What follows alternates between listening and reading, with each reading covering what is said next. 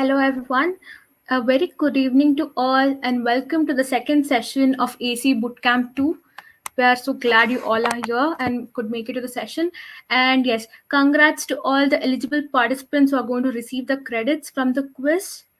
And in the last session, we had Sanchit Malhotra who introduced us to AC certification, talking to us about the importance in your cloud career. And today, we are going with the second session of AC Bootcamp. We have Munendra with us, a cloud senior cloud consultant at Zapier and professional cloud architect in Google Cloud. So, yes, he's going to teach us the second and third modules of AC. And again, to the answer to most of the queries, you all will be receiving your credits by 18th November in our last session of AC Bootcamp. Yes, all your credits are going to be confirmed. And before going ahead, I want all of you, if you could take a screenshot of this ongoing session and share your learnings and experiences from the session in LinkedIn and Twitter, tagging Hack to Skill and Google developers. It will be, we'll be so glad to hear all of it. So, not taking further, I do not want to waste more time of it. I'm passing on the mic to Munindra so he could take the session ahead. Munindra, over to you. Thank you, Meghna, and hello everyone, whoever is here. Very good evening to all of you. I'm so sorry I cannot come on camera because somehow my camera is not working. So let's stay on the audio mode only. Okay, so we need to talk about the Google Cloud. So I'm not sure if you guys are already aware about what cloud is and how things used to work and how things are working nowadays, and ideally how things would work in future. So that is a journey that I would take you today in this short session. Now that this will not go much into technical details because then it would be information overload for you, and I don't want to be in a situation that you did not take out anything out of this session. So what I'll try to do for you in here is I'll try to give you a broader landscape of Google Cloud, and let's say the basic concepts hold true for any cloud in general. And then for the deeper details, you can either visit previous videos from Hack to Scale, or there are other resources also available around, which you can check for the deeper details. So on that note, let me start here. I am, one second, please. Uh, is there, okay, present slides. So is anything visible to you guys yet? Yeah, I think it is. All right. So, by the way, the decks are also not very polished. I want to thank Mr. Prerit Munjal for sharing his content with me. I have changed a few things here and there, and so I'll be sharing this information with you. So, let's start. Okay. So, at the very beginning, uh, the first thing that we had was a computer.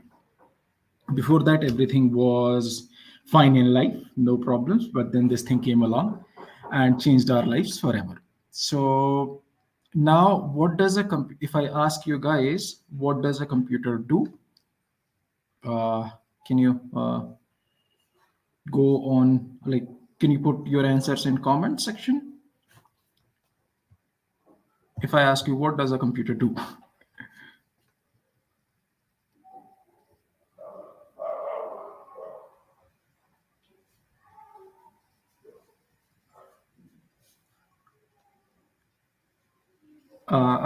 I hope I'm audible. I am not seeing any answers flowing through. So,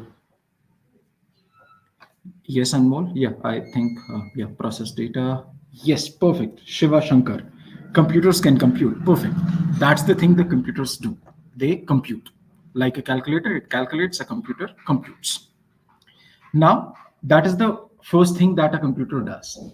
Along with computing, now computers are also equipped with hard disks, storage. So earlier versions, they were just doing in-memory calculations, but now they also come with a hard drive where you can put your stuff and you can keep the files for later usage. So that is the second purpose that computers perform, storage. Now, when we had only computers and the on-premise servers, they were, they were being hosted on a local, in a physical location.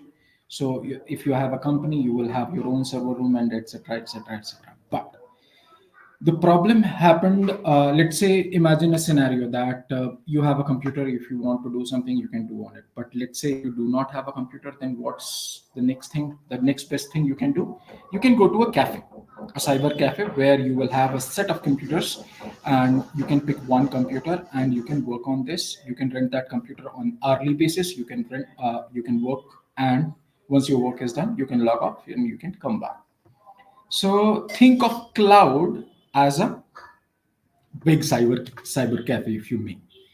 That there are a lot of computers in the form of course, the virtual computers. They are there, and you can rent those services on as need basis, on demand basis. You can get your job done, and then you can log off, and you will be only paying what the services that you used, and not for the computer as a whole. Like if you will have to purchase a computer, you have to pay for everything, whether you use it for 1 minute or 1 hour or 1 year. But on cloud, you will pay only for the stuff that you have, basically for the duration that you have used it for. So that was the whole purpose of bringing the cloud into the picture, that the organizations which do not have the capability to set up their own servers, or the organizations which did not want to manage their infrastructure, because it is, believe me, it is not an easy task to manage that level of infrastructure. So as a collaborative place, cloud came into picture, where you can rent these computers on demand basis. Now, I talked about a computer so far. Now let's say if I have a cyber cafe but there are no walls around it, what will happen? Nothing would remain through the night, everything would be gone. So, to save those computers, which let's say I own a cyber cafe, I have 10 computers there, but if I want to safeguard them, I want to put them around the wall. I want to put them into a building so that not like unauthorized people, they cannot get into that system and they cannot steal my computers or do something unauthorized. So that is where, so by the way, I forgot to put the slides through. So basically, as I was telling you, that computers can store, they can compute, or they can connect to a network. So now I put those computers in a VPC. So imagine VPC as a boundary wall that is encapsulating your resources, whatever resources you have. That's an imaginary boundary that you have around your resources, that this will fend off any one unauthorized people. They'll not be able to enter this into my private VPC. Now, next thing, we have to put it in a subnet. Imagine subnet like let's say if you have a building, or if you have a home, you do not keep that whole home as one room. You create separate room, one for bedroom, one for living room, and one for kitchen, or yada yada yada. So depending upon your requirements, you can put your computing resources into different subnets. Now, these subnets are also dependent upon the region, because cloud is global, of course. Uh, the resources are not in just one geographical location, they can be everywhere. So that is where subnet also makes sense. It is a virtual entity which stores your computing instances, whatever you are using, into a logical entity. So we'll get into detail of regions and availability zones, etc. So that is the second thing that we added into this picture. Now this picture is still slightly incomplete. The reason is because हमारी our walls are closed off from all the sides. No one can get in and no one can get out. So for that, we have to put up gateway. That this is my door. From this door, you can go in and go out. Now people can whoever I authorize, they can get into my subnet and they can utilize the resources. But how to ensure that the only authorized people get in? That is where we have firewalls. So, what does a firewall do? A firewall is responsible for filtering the request. Like only the people who are authorized, they should get in, and not anybody else. So this completes the picture of our a basic cloud resources that we have a VPC, we have subnet, we have some computing resources, and now this whole thing involves also networking, storage, and compute. So now in today's session, we'll talk about these things only: compute, storage, networking, and then again how to ensure that the only authorized people are able to access our resources. So, as I told you, like earlier, the compute resources used to be in a physical location. Now they have been virtualized. Now there are companies like GCP or other companies which can provide you these resources on demand over the network. And the future is probably not completely, but probably going to be serverless. What is serverless? We'll talk about later. Now, coming to the regions, as I was telling you that the cloud is global. So, our cloud actually, let's say Google, they also have to put their resources in some places. So they have picked certain cities in which they have created their facilities, and in those facilities, the resources, these actual hardware that is being kept. So let's say, for example, that you see here uh, one region that is being shown here, that on the whole globe we have one small country.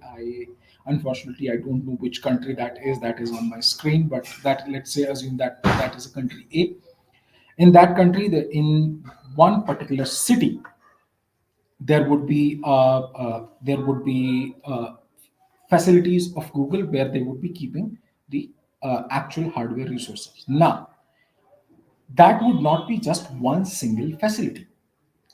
That facility would be divided into at least 3 4 different buildings which are significantly distant from each other, and these significantly distinct buildings are called availability zones. The purpose is, let's say, uh, uh, there is an earthquake in Mumbai, or let's say there is an earthquake in Delhi.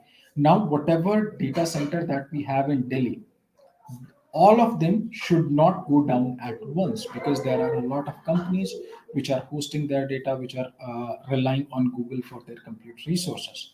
So to avoid that situation, that is where these buildings are distant, so that, let's say, if one building got impacted, there is a very low probability that all three buildings will be impacted at once. So at least one building would be working, and that is why companies, what they do, they try to replicate their resources also. Let's say, for example, here we are taking the example of Europe West 2A, 2B, and 2C. So let's say if they have deployed their resources in Europe West 2A, then they would also try to keep a standby in US 2B. So just in case if anything wrong happens, let's say there is a fire or any physical hazard, or for any reason, if this facility goes down, there would be another facility which would be there to host that data. That is the purpose of reasons and availability zones. Now, what multi-reason is? Multi-reason is nothing but, let's say, the way we have three availability zones in a similarly close space, but not as close as the availability zones, but similarly close space. Let's say, if I'm in India and the closest might be, let's say, Vietnam. So then, India and Vietnam, those locations can be called as Asia. So then it would be a multi-region and not the multiple availability zones. So that is the difference between availability zones, regions, multi-region, and of course we have just one planet. So now coming to the very specific section here, which talks about resources hierarchy. Now, what is the resource hierarchy? We need to manage things. Let's say I have 100 resources, and let's say I have 100 computers, and each of computer is responsible for doing some particular stuff. So if I am not organizing those computers in a specific order, then I might be in a situation that I do not know which computer is doing what. Similarly, now I am talking about just one hypothetical scenario here. In companies, there are thousands of machines which are running at once. So organizing them is a very crucial task. So that is where what GCP offers you at the very top is something called organization. This is something, uh, let's say this is the master account, or you can say that this is the master level at which your or your resources are kept here. This will take care of all the billing, and this will uh, uh, be responsible for taking care of all the resources. Now under organization you have a optional layer of folders. You can directly go to the projects also, but there is an optional layer of folders which allows you to make a logical group. Let's say you have accounting department. In accounting there are a lot of things. There are billing, then there is invoicing, then there is a payroll department which is taking care of the salaries of employees, and likewise. But all these things come under accounting section. So what you can do here, you can create one department for accounting. Under that one department you can create three sections, one for payroll, one for billing, and one for invoicing. And under those individual folders, then you can create your own folders. So that is the purpose of folders. Again, this is optional. You don't necessarily need to create folders. Then the next level is called projects. The projects is actually the level at which you put the resources. So whatever resources are there, one each project have its own resources. The resources will not overlap between the projects. So that is where you will keep your actual resources. And resources are of course the virtual machines that you are using. What type of resources are there? So the major type is of course storage, compute, and networking. But what are the what is the drill down details in there, that we'll talk about in a just a few minutes. Now before we move on from here, there is one main concept you need to understand. Like earlier, as I was talking about that the when computers used to be in physical premises, you had to manage everything, starting from procuring those computers, then setting those up, setting up the networking, ensuring that all the computers are connected to network all the time, nothing is going down. If any hard disk fails, you need to change it, and yada yada yada. So all things you needed to take care of. So that layer was actually called on premise. Now clouds give you three different flavors of services that you can use. So first is called IaaS, infrastructure as a service. Second is called platform as a service, PaaS, and third one is software as a service, SaaS, which you might have heard, I'm sure. Now this is the difference between all three. In IaaS, what we manage is we manage the network. So basically, we as a user, we only manage the applications data until the level of OS. That I'll be given a blank machine. I can install my OS on that, whether I want to use Linux, Windows, or any other operating system. Then if I need to install my applications, I'll need to manage on that. If there is any updates to those OS or applications, I'll have to manage that. That is the IaaS. In PaaS, this OS is also removed. OS is being taken. All these orange things are being taken care by GCP. So in platform as a service, we are only responsible for managing our application and our data. The OS will be managed by Google, networking will be managed by Google, updates will be managed by Google, etc. So that gives you a uh, very little burden on you, that you only have to maintain your application. Then software as a service actually comes around in the cloud only, but that is where let's say you have an organization and you want to offer a service to someone else. Let's say Gmail is a software as a service. It's an email client, but it runs in your uh, browser. You don't have to create anything, you don't have to install anything, nothing. So that is a SaaS, software as a service. So this some questions in is are related around to this topic, that what service is, like what is the level of this service. So that is where this differentiation will be helpful for you to understand. Next, now these services we'll talk about it, but as I was talking about, there is something called compute engine. That computer engine is just like a virtual computer. You will be given a computer, and again you have to install a OS on it and manage all the updates, etc. As I told you, so compute engine comes under IaaS. There is a service called App Engine. App Engine comes under PaaS because there you will only need to put your application. You will have to select the type, what type of application it is. Let's say it is a Java application, it is a Maven, it is using Maven, etc. All those things you will have to select, and then App Engine will take care of it. All right. Next, so again, now we are moving into this individual sections. So the first thing that I told you about, that the computer. Now here we these computers are called virtual machines because of course they are virtual. And now these virtual machines, what you can do in GCP, you can log into your console, and then you can select a particular, either you can select a particular type of machines. There are predefined types already. Let's say you have a machine called, which has 4 GB of RAM, 8 GB of storage, or etc. These kind of things are available. And then you can also customize your own machine also. Like if you want specifically 3.25 GB of uh, RAM, you can do that. And if you want to increase the storage, you can do that. If you want to change the OS, there are multiple OS images which are available on GCP. You can utilize those, and you can run your machines. So that is what is a VM. Now, next, as I talked, like told you, again on the same scale, computer engine stays in the category of IaaS, infrastructure as a code. Container engine and app engine, they continue to be in the category of somewhere you have a pass. Like you will, in container engine you can still manage the OS in the on your container, but in app you don't need to manage your OS.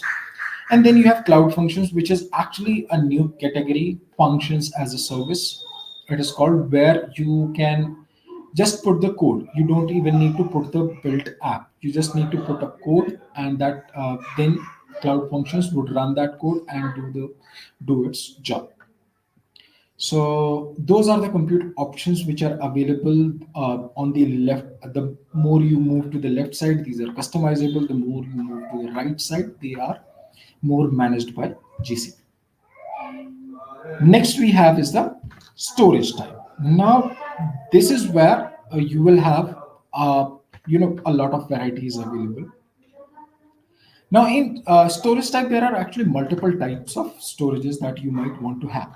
Like you have on your machine, you have some files, and you want to store that. That is called non-structured data. You like these are just files, and you want to put them there.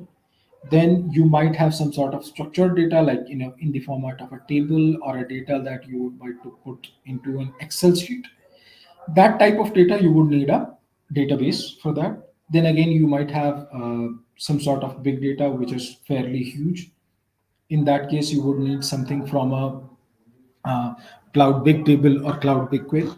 So depending upon the type of data, the services change.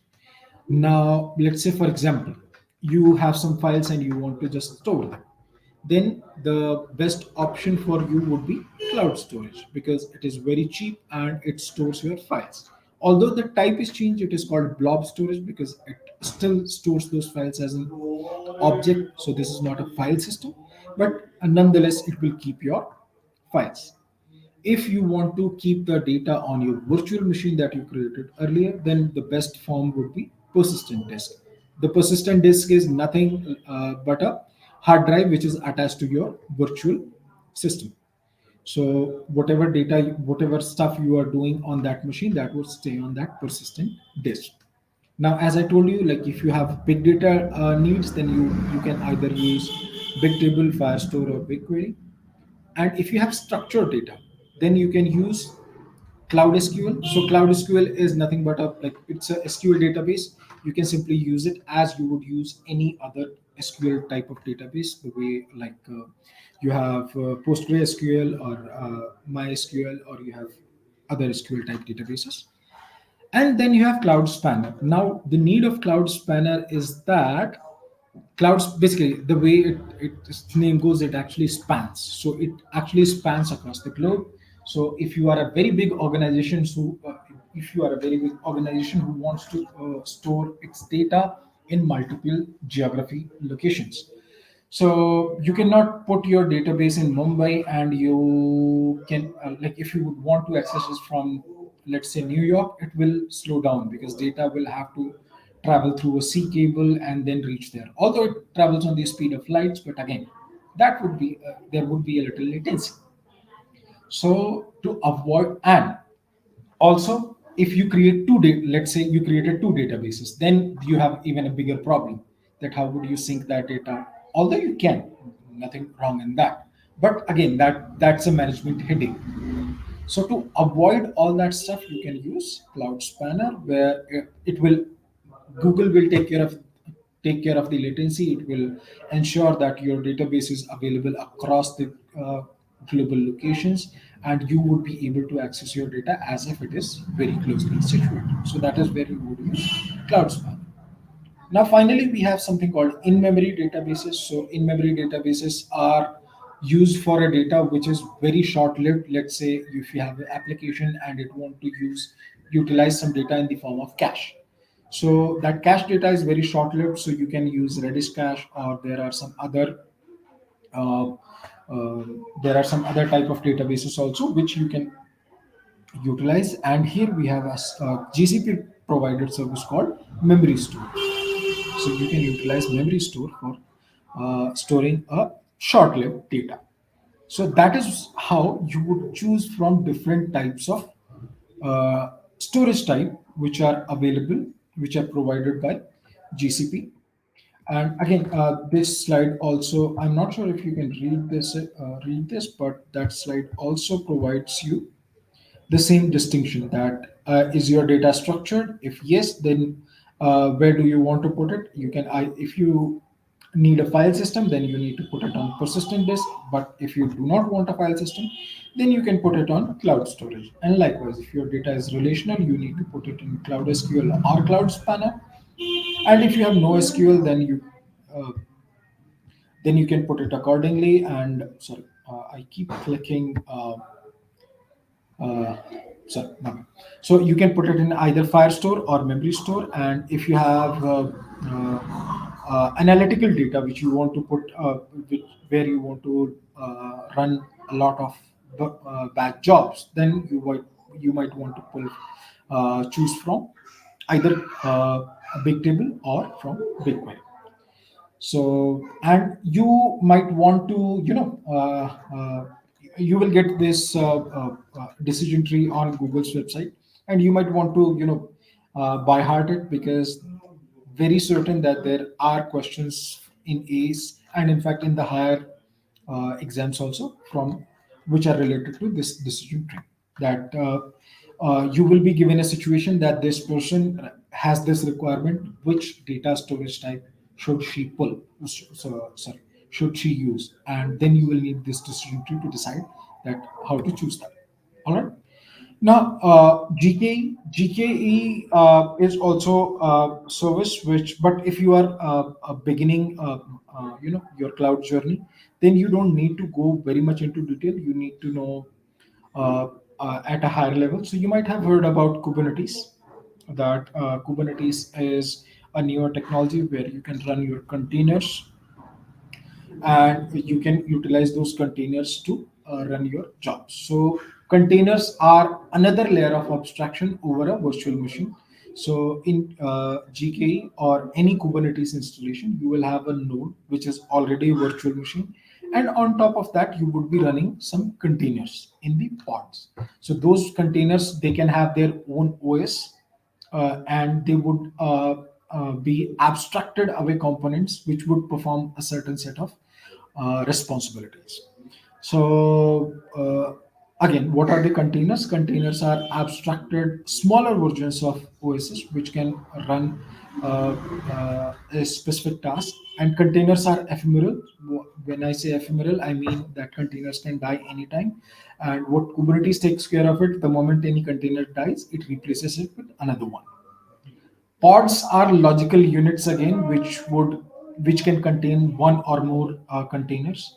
Generally, in general, you would hear that pods and containers are used interchangeably, but pods are logical wrapping over containers. One pod can contain one or more containers. What are nodes?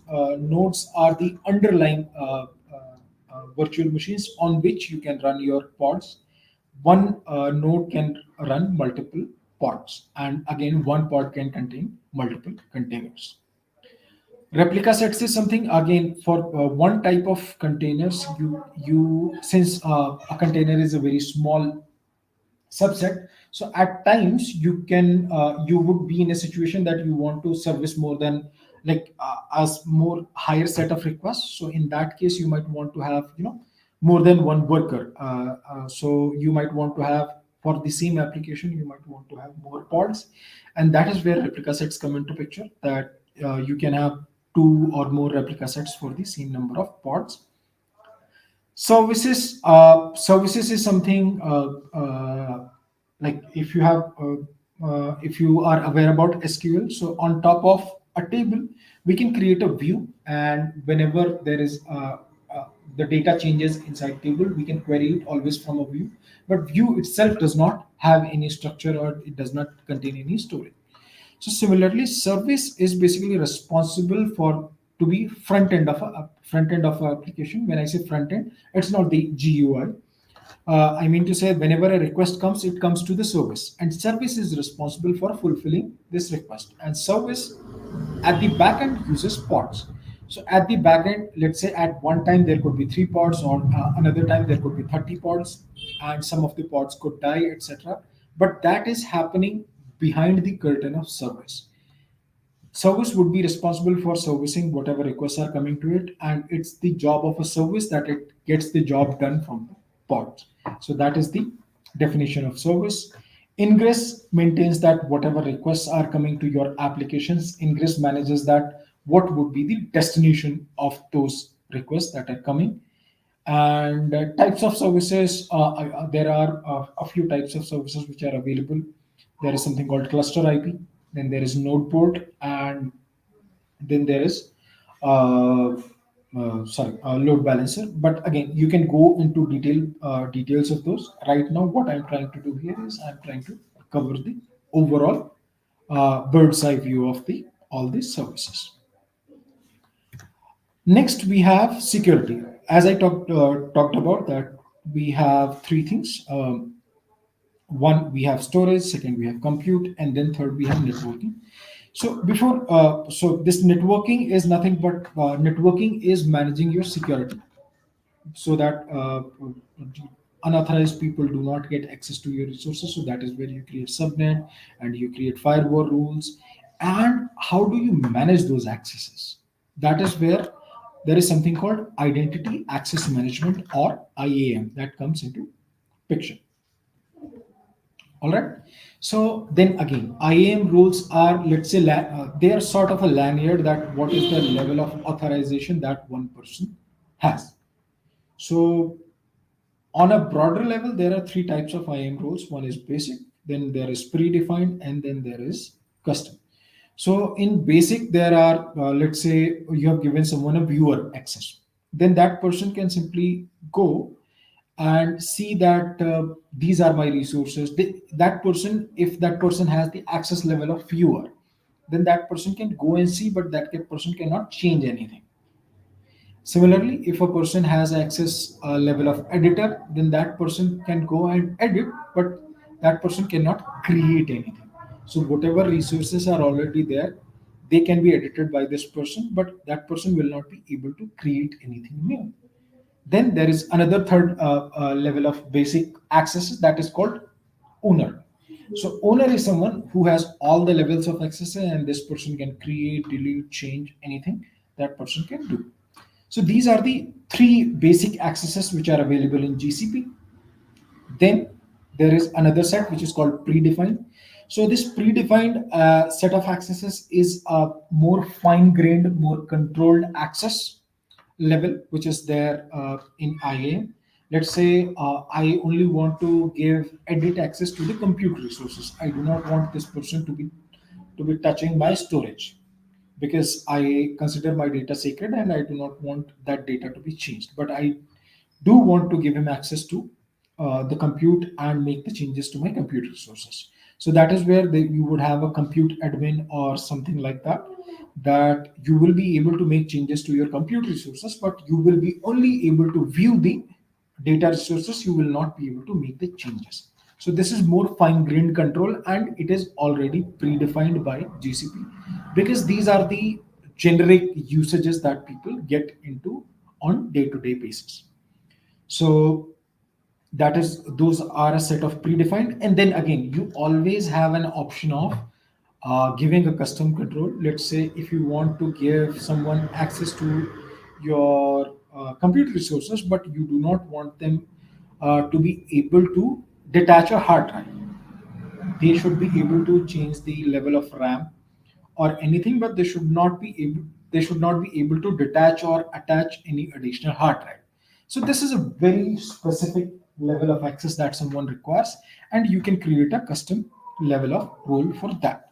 So these are IAM roles. Again, as I told you, that these roles contain a set of identity, that who am I, what can I do, and on which resources.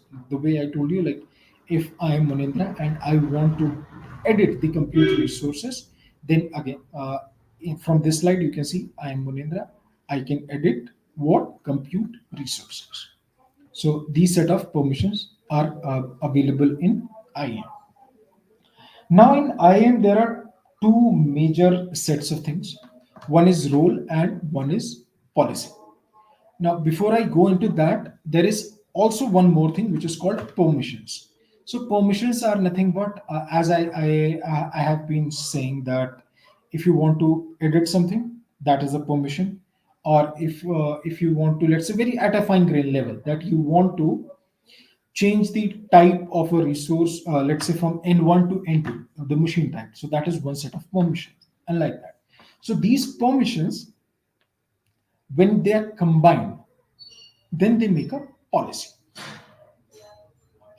Sorry, then they make a rule, and then the policy is nothing but a logical binding of those rules and those users.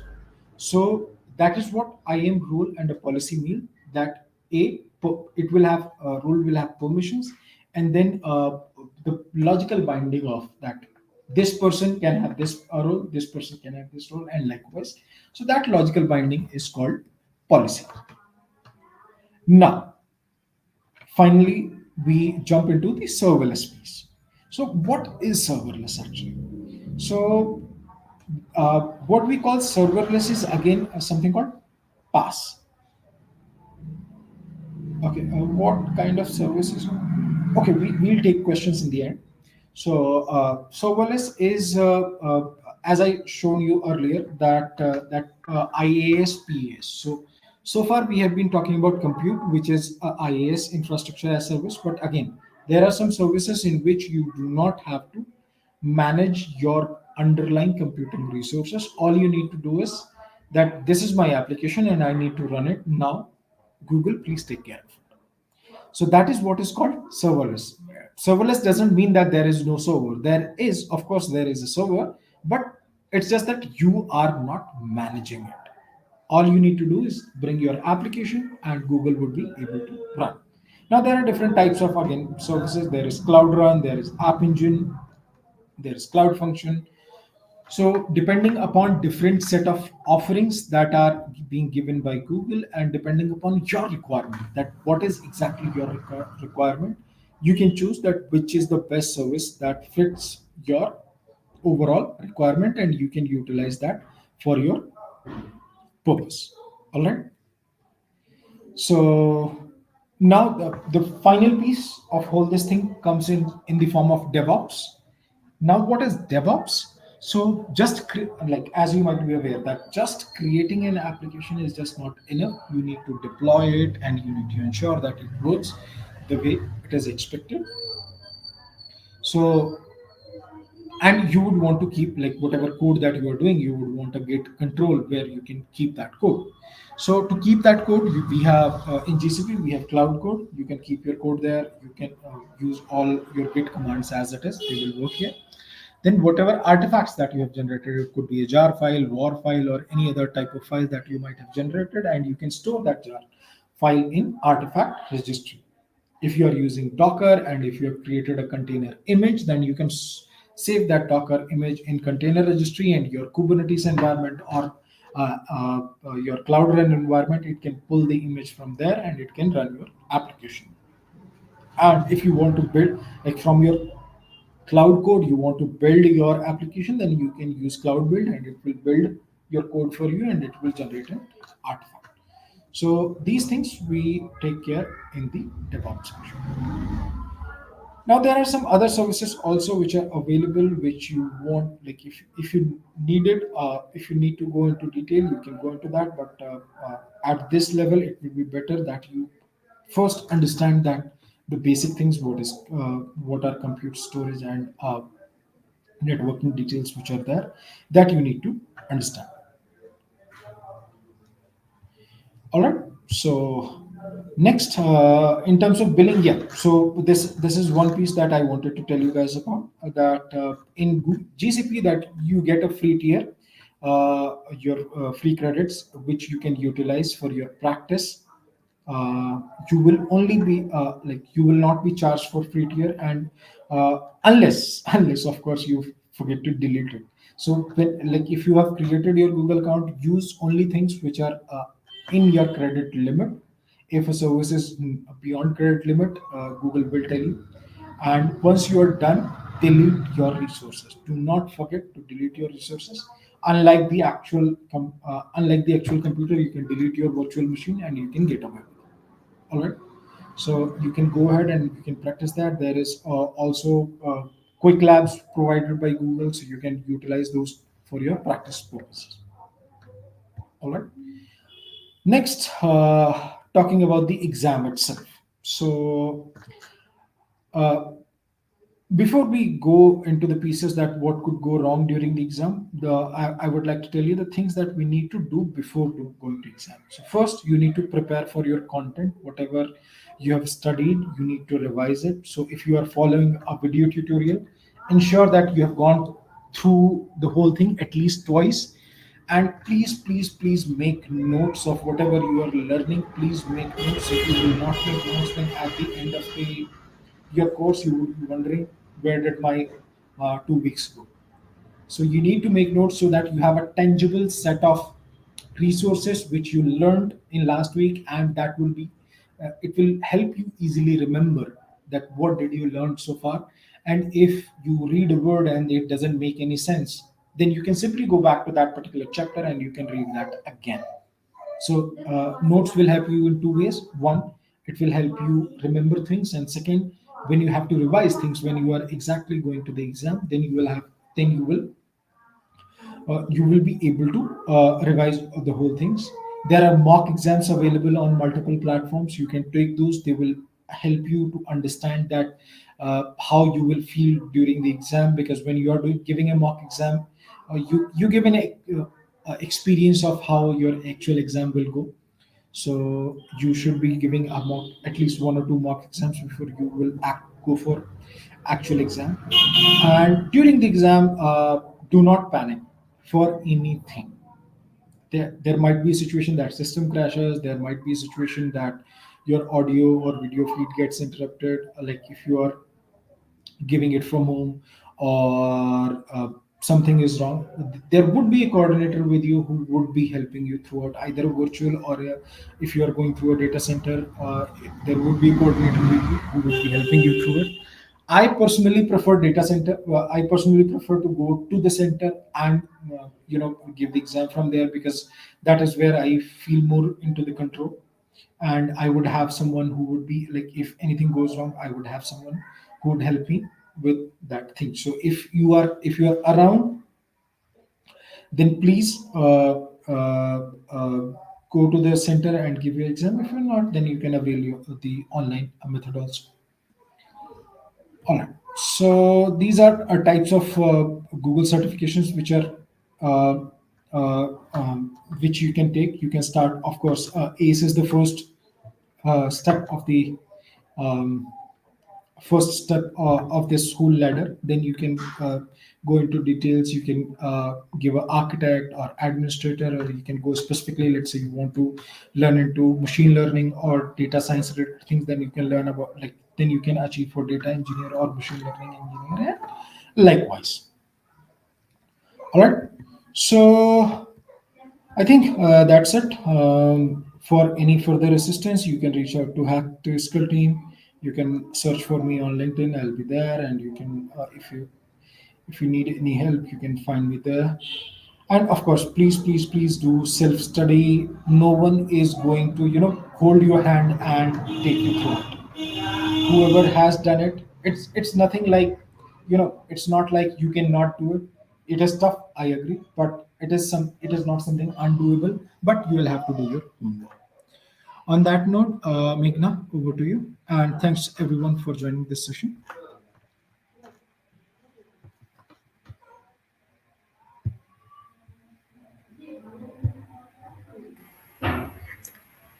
Thank you, Munindra. It was such an informative session.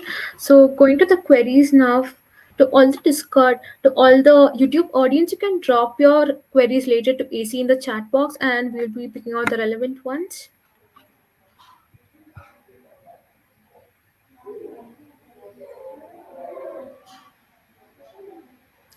So, Munindra, we have a question.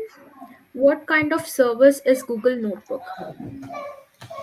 Okay, so Google Notebook again would be a SaaS because you are not creating any application to run that.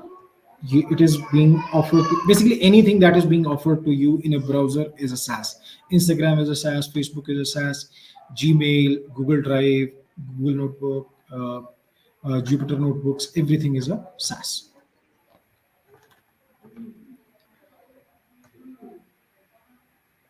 All right, I guess you got your answer now.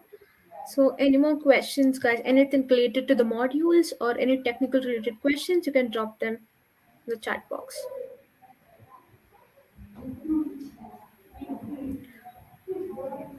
Okay, so I guess all of you will be receiving your credits by 18th of November by the last session. So, talking again, you will be having two quizzes in ACE for the vouchers, that is quiz 1 and quiz 2. And quiz 1 is going to be live on 18th November after the last session. And your overall score from both the quizzes will be taken to check your eligibility for the vouchers. So the next question, what kind of service available in GCP using for ML? So, Kamal, again, it depends upon what you are trying to achieve here. Like, if there is any, let's say, you have a set of, if you have a model and you want to run that particular model somewhere, so either you can convert that into a Docker container and you can run it inside App Engine, or you can run it inside Cloud Run, or if it is just a small function, then you can use Cloud Function also. These are for smaller levels where you are doing some, let's say, some POC on your own. But for organizations, the level of data is very big. So there they used to use Bigtable or a similar kind of data structure where, sorry, data service, where they can store their data, because then their data is in terabytes and petabytes. So there they have to use uh, those services. Okay, so we'll be taking in two more questions. Yeah. Munindra, we have another question. Describe differences between Cloud Run and Cloud Build. Okay. So cloud build is actually a service which is responsible for building your application. Let's say you have written a small Maven application and you want to create an artifact out of it. So that is where you will use cloud build, which will have which will have Maven, and you can, utilizing that, you can already build your code. Now, once you have built your code and you have created your artifact, you can save it in Artifactory, and now you can run this already created artifact in cloud. You asked about Cloud Run, right? Yeah, so you can run this in Cloud Run. So build is for building the code and run is for running the code. I realize how obvious that it sounds, but I hope I was able to clear it well. Yes, Manindra. So we will have one last question taken. So guys, if you have any more questions, you could just drop it there.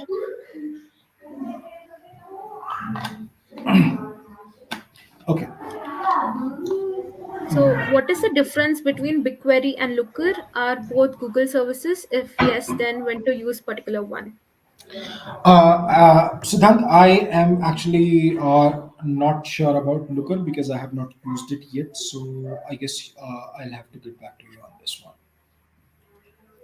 All right. So we'll be getting back with the answers posted over the Discord channels.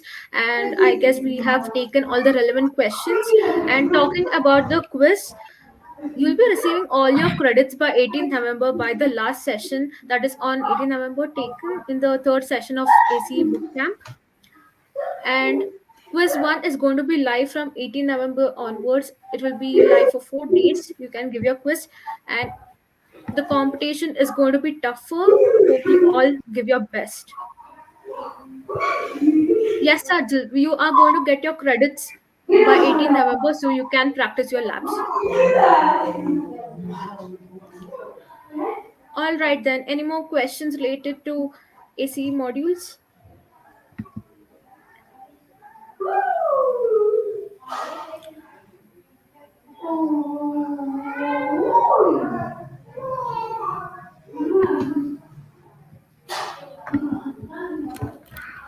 Yes, there are two more quizzes for vouchers in ACE Bootcamp. There is quiz 1 and quiz 2. The eligibility for the voucher will be taken from your overall score from the both the quizzes. And again, only those who pass the quiz 1 are eligible for quiz 2. So make sure you give your best even in quiz 1.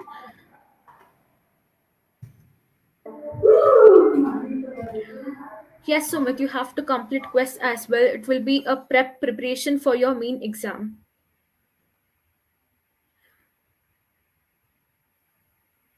Okay, taking one last question, Munindra. How the hierarchy work in GCP? Okay, so this would be just the last question because I actually need to rush now. So hierarchies again, as I told you, at the topmost level you have organizations. Sorry, organization, not sins. Organization, that is one entity which is encapsulating everything that happens at the below level. Then you have folders, and folders are actually just a logical grouping and they are optional. If you want to group your resources in folders, you can. Actually, you group your projects and not the resources. Then your actual level of grouping where you have your actual resources, they are called projects. In projects you will have your resources like compute or storage or any other type of Google service that would live in the project. There can be multiple projects in a folder, and then all the folders will have to go into the organization. Folders can have subfolders also depending upon the requirement, but again, folders and subfolders are optional. Organization, project, and resources, they are mandatory. All right, then that's a wrap to all the questions. And thank you, Munira. It was really amazing and informative session. I guess the audiences have taken notes for it and are making better use of it for the preparations. And all the queries related to credits and the quizzes will be taken care in the Discord channel. So hope you all have joined the Discord. And yes. Thank you, I Meghna. guess Thank you. let's wrap up the session. Thank you to all the audiences and congrats again to make it to the next stage of the AC bootcamp and give your best, guys. Thank you, everyone. Thank you for joining.